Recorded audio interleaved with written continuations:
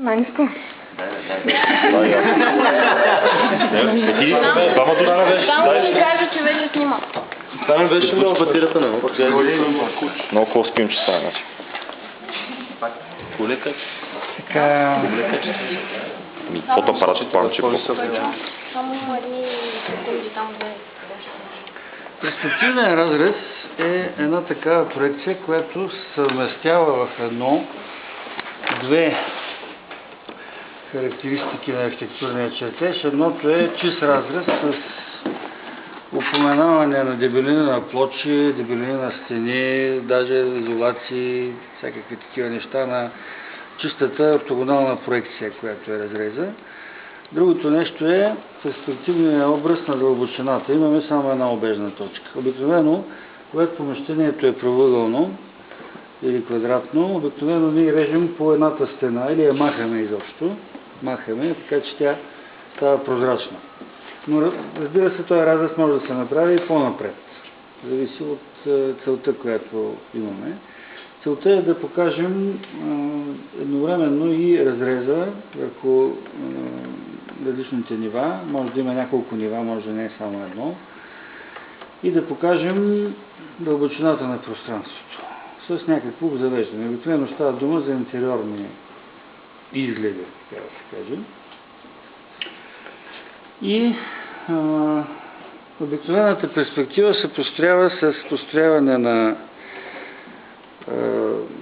главен лъч, с построяване на дистанция, построяване на лъчи от всяка една точка, която виждаме, нали?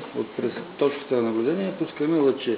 Тия неща ги избягваме, не ги построяваме просто, защото не ни трябва. Използваме така наречената дистанчна точка, която какво представлява дистанчната точка? Ако имаме някаква дистанция с някакъв размер и примерно нямам 45 градусов триъгълник, обаче и измерителната точка в хоризонтала през въображаемия център на наблюдение, обикновено, примерно, взел съм квадратно помещение.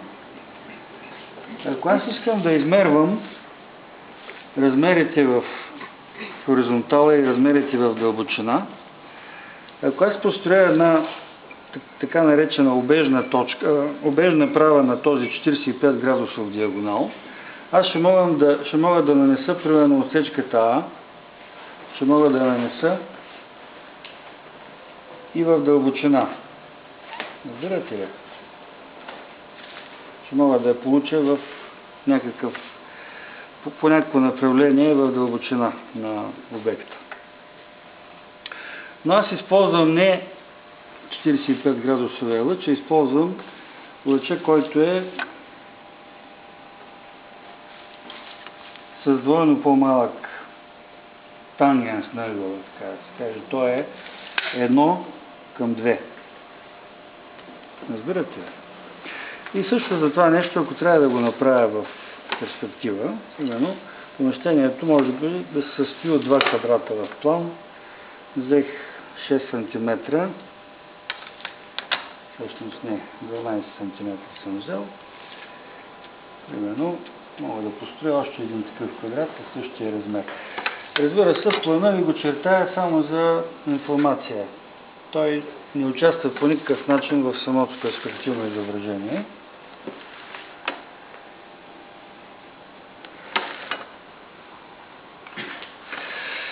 И примерно, ако това помещение е с размер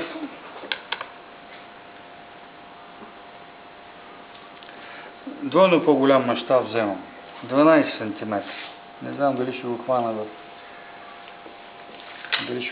в размера на листа, обаче ще се опитам дано да ми излезе.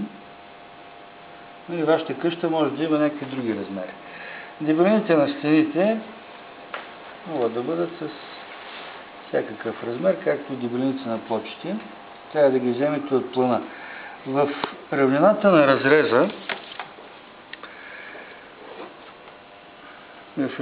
на разреза мащаба е определен.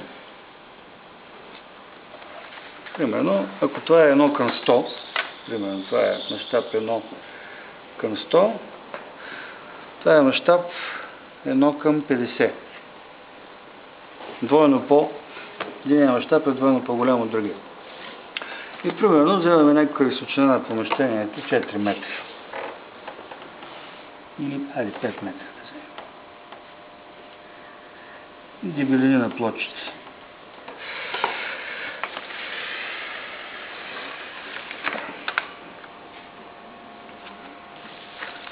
Вашата къща имаше конзоли в покрива.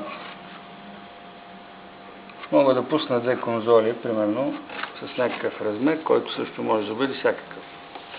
Да кажем 1,50 м.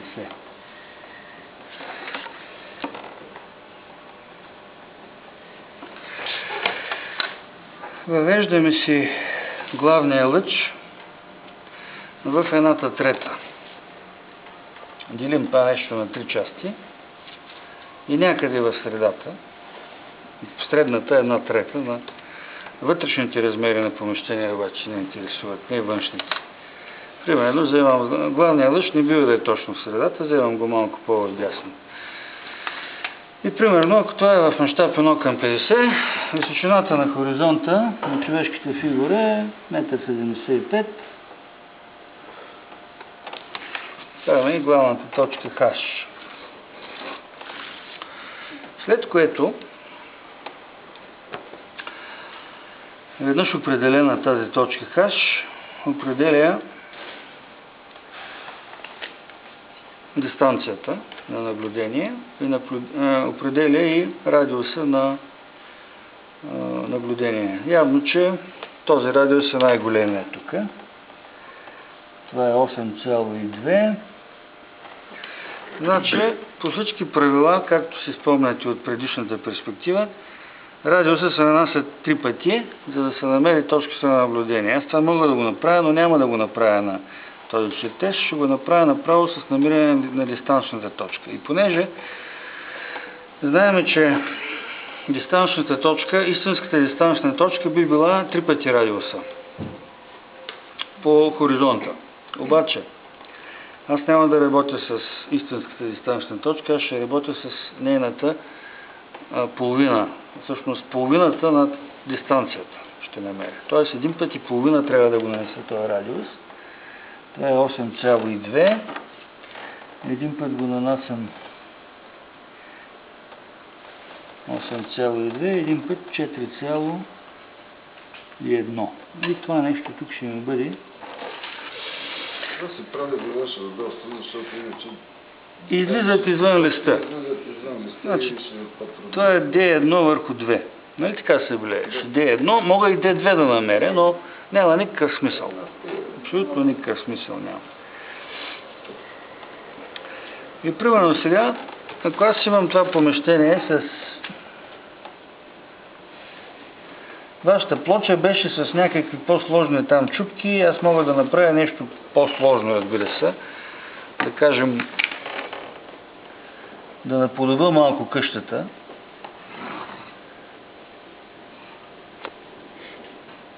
И кажем това да ви бъде плочата.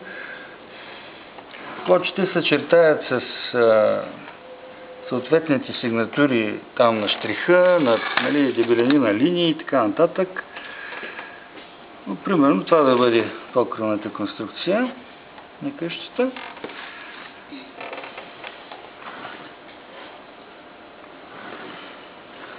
Всичките 4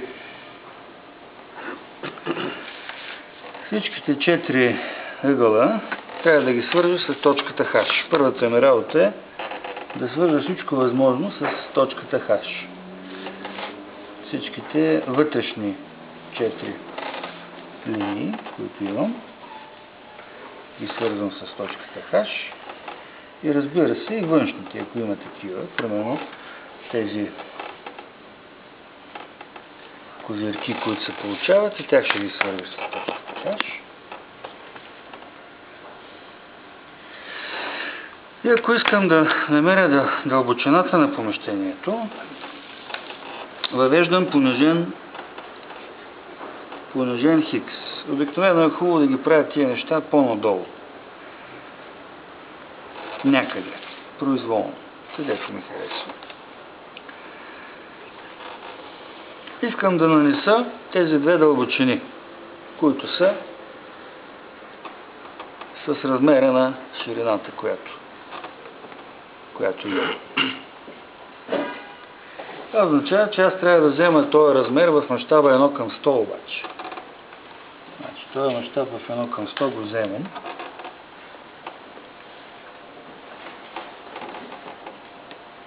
Един път и втори път.